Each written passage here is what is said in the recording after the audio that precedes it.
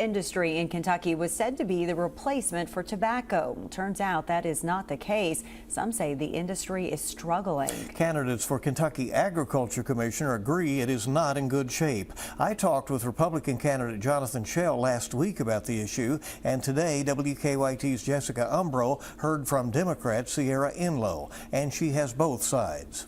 With any new market, it's going to take years to get developed. I hope that there is a way that we can make this a very viable crop for the state of Kentucky. Both candidates for State Agriculture Commissioner, Democrat Sierra Enlow and Republican Jonathan Schell, speaking on hemp, the crop that was once promoted as the replacement for tobacco. Enlow concerned about farmers being given false promises before entering the industry. It's just not fair to build hope without a good market in place. And Schell with negative personal experience in the business. He spoke with Bill Bryant on a segment of Kentucky Newsmakers. At one point in time, we were one of the largest and first farmers that had gotten involved in it, and I can tell you that it was not good for us. We lost money, we never made a profit.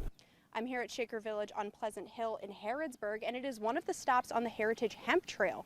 And while the hemp back here is for educational purposes, it is a crop that has caused much debate on whether or not it is a risk worth taking for farmers. It's really important that we don't sell fairy tales to Kentucky farmers, and that we bring Kentucky farmers good opportunities with new agricultural products that have real markets behind them, and that we are encouraging them to participate at good, steady paces to engage in those markets.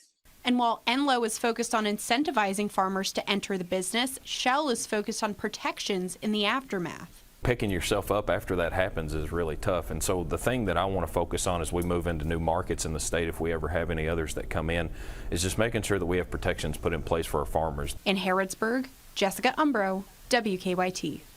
Now you can watch my full segment of Kentucky Newsmakers with Jonathan Schell anytime on WKYT.com.